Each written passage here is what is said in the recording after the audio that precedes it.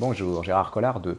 Alors, vous savez, à notre époque, j'en lis des livres et puis on n'est plus surpris, on n'apprend pas grand-chose. C'est la manière dont c'est dit plutôt que le contenu, on s'ennuie un petit peu. Et là, arrive un météore. Je ne sais pas comment. Ah si, je sais pourquoi je l'ai lu, c'est parce que Marina m'a dit il faut absolument que tu lises ça. Ça s'appelle Le Congrès, c'est de Soumis, c'est de l'édition Robert Laffont, et là vous allez découvrir quelque chose de inconcevable, d'inimaginable, d'inconnu, d'incroyable, d'hallucinant, de pas humain.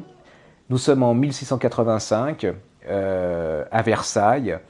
Un jeune bourgeois qui est héritier d'une dynastie en fait, ceux qui vont construire Versailles, c'est-à-dire des maçons originaires du Limousin, va tomber amoureuse d'une jeune femme qui est protestante et qui s'est convertie au catholicisme bien contrainte parce que c'était la seule façon de sauver la fortune de sa famille.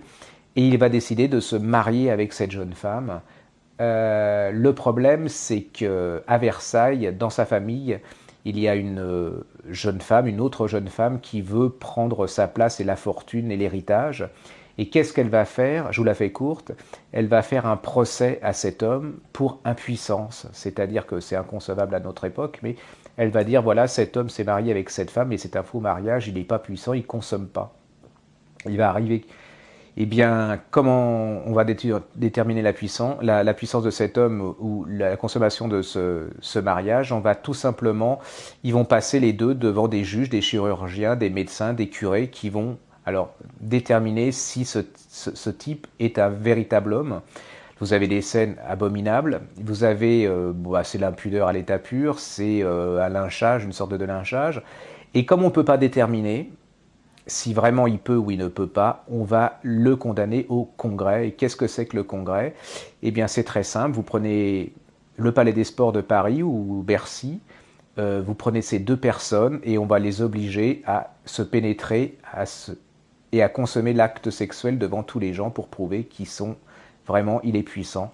Et vous avez pendant 100 pages la description de ce moment qui est incroyable. C'est-à-dire que à l'époque du grand siècle de La Fontaine, de Racine, de ces gens-là qui ont fait, soi-disant, la plus sophistiquée des cultures, vous avez la plus barbare des coutumes, et vous avez comment cet homme et cette femme qui s'aiment vont essayer malgré l'horreur de la situation, de prouver aux autres.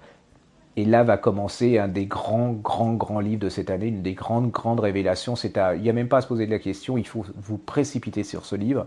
Comme je vous ai demandé de vous précipiter sur les derniers jours de Zweig, ça c'est une révélation, et surtout c'est une révélation sur quelque chose que personne ne connaissait, cette histoire du Congrès qui était assez relativement courant, où c'est un lynchage devant les gens, la moquerie, le déshonneur et tout.